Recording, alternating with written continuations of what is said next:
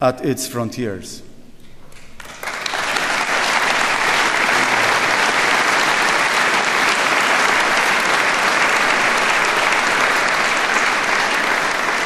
Aachen is a city that symbolizes the unity of Europe. The tomb of Charlemagne is located in the cathedral here. The prize for Volodymyr Zelensky and admiration for the fighting spirit of the Ukrainian nation invite us also to reflect on the sources of our Europeanness. Who are we? Who do we wish to avoid becoming? Let us look for answers to these questions.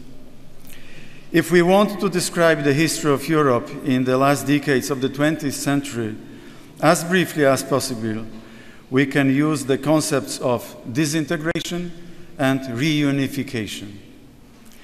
The Polish movement of Solidarity, and the fall of the Berlin Wall became a symbol not only of the fall of the totalitarian communist system, but also of the reunification of the whole of Europe. The collapse of the Soviet Union was the beginning of a journey of the nations of our region towards unity in a common Europe. Annexed territories were returned to their rightful owners. And the nations of Europe could finally be returned to Europe. What Europe means? Europe means cooperation above competition and unity in diversity. The collapse of the Russian Communist Empire allowed a release of energy and hope that had been suppressed for many decades of enslavement. All nations hope for freedom, sovereignty, and security. Europe should also resemble a local community. If a fire breaks out, neighbors come to each other's mutual aid.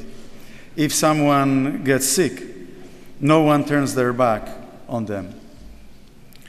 The strength of European civilization is cooperation, its foundation is solidarity, and its heart and driving force are the desire for freedom. Europe is not just an old continent, a museum of beautiful ideas and values.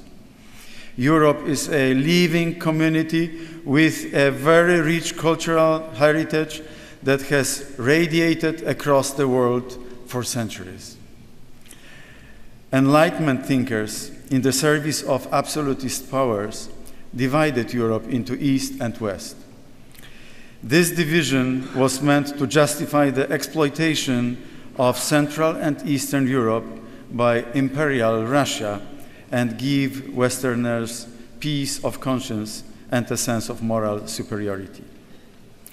We need to revise that division. There is no place for the image of an uncivilized East to which someone, preferably a strong man, a tyrant in the Kremlin, must bring order. Today, the uncivilized East is a barbaric Moscow that has become an inhumane land. Neither Ukraine nor any Eastern European country is a brother nation, inverted commas, of Russia. It is not brotherhood, but centuries of exploitation, colonialization, and imperialism. The ancestors of today's Poles, Ukrainians, and citizens of many other nations lived in a common state. The Polish-Lithuanian Commonwealth was a political project that integrated various nations within one organism. Although it was an unfinished project, it was in fact one of the first attempts to build European unity, in a peaceful way. Let us recall the words of Robert Schuman. He wrote that a united Europe remains accessible to anyone who wishes to join it. Its raison d'être is solidarity and international cooperation. Now, let me say a few words on Volodymyr Zelensky, hero of Ukraine, role model for Europe.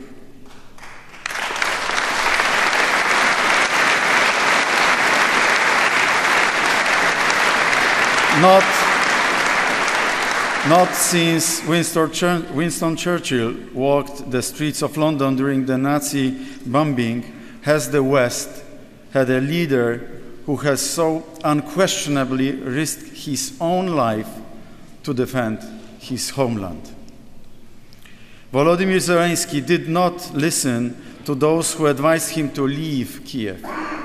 We all remember his words, "The fight is here. I need ammunition, not a right."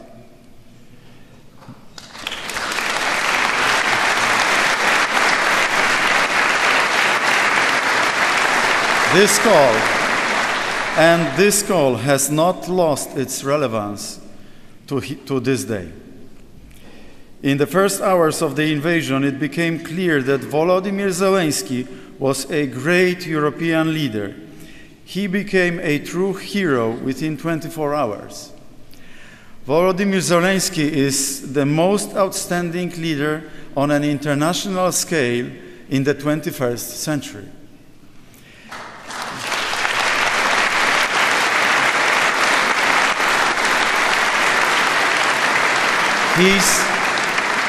His bravery has reminded European Union leaders of the importance of sovereignty and independence.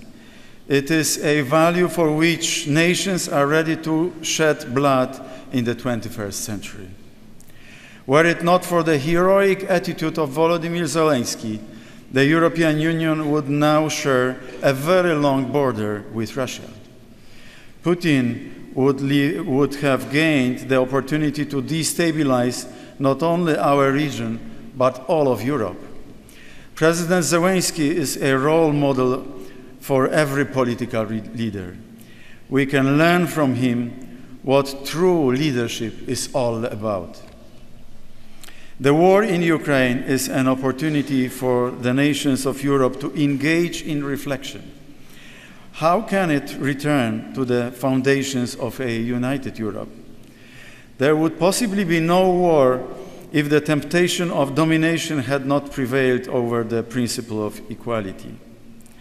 Hence, it is so important that we all show true solidarity, and despite differences, such solidarity is shown by the European Council and the European Commission. I want to thank Ursula and Roberta and all other leaders for your determination and perseverance towards Ukraine, and ask for more.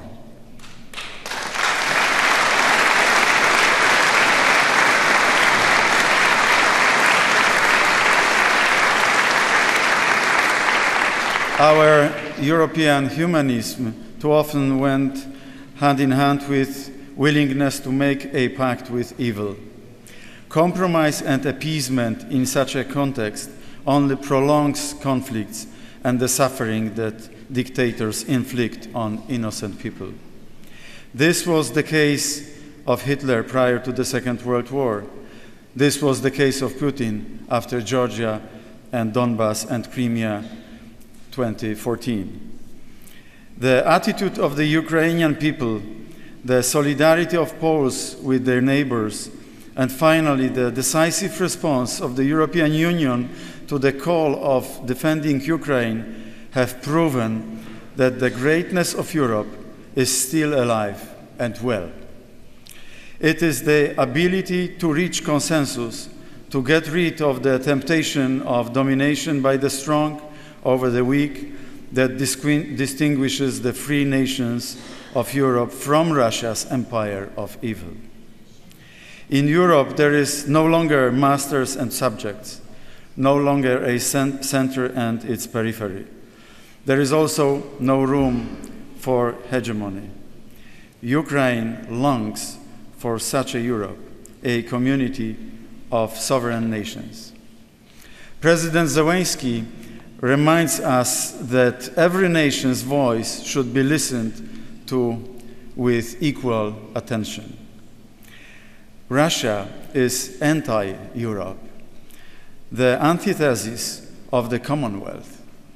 Its barbaric attack on Ukraine reminded us that political thinking does not invalidate moral categories. The war is a manifestation of the eternal conflict between good and evil. Good has the face of Volodymyr Zelensky and the defenders of Ukraine.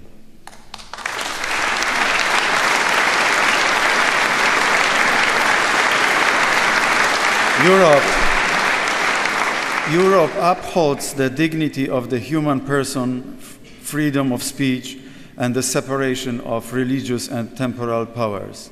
In Russia, these values have been trampled.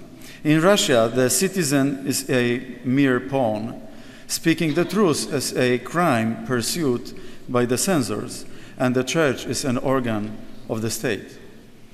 Europe must resist Russia, because Russia today is the negation of Europe.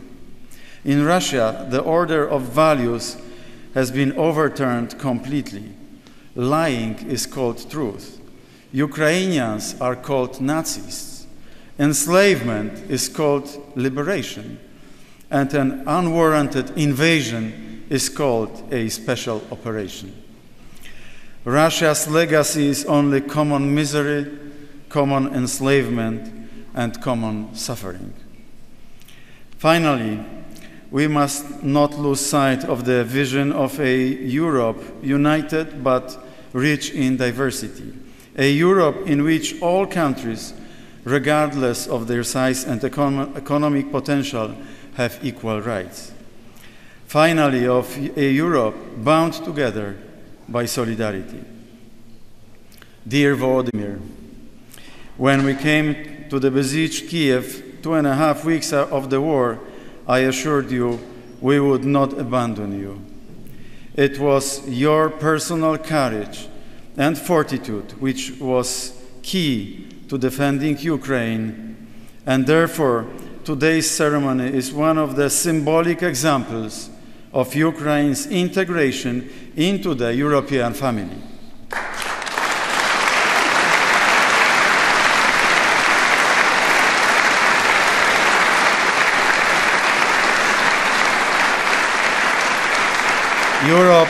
Europe will only become fully united when Ukraine joins us as full-fledged members of the European Union. I know it is your dream, and it is our desire too.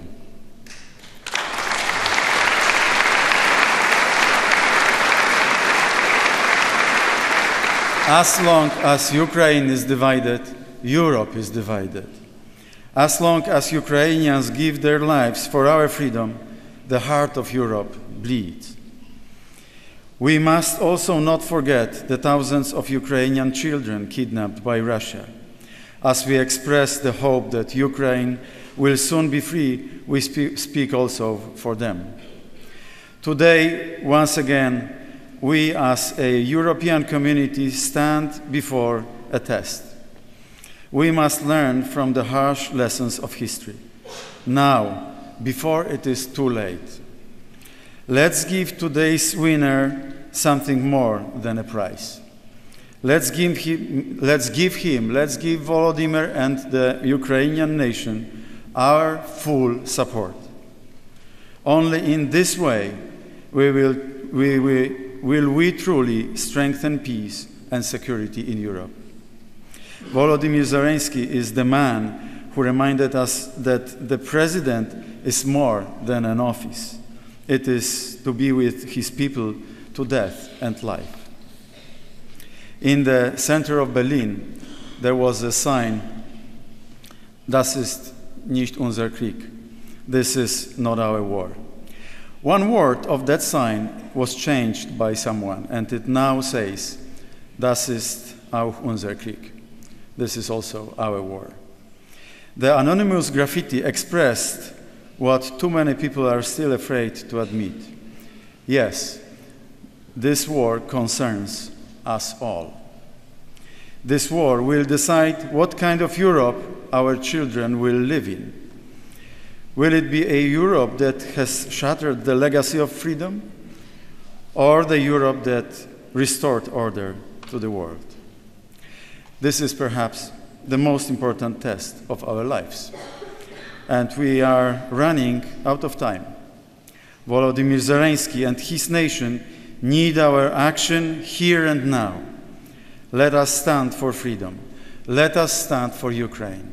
Let us stand for Europe.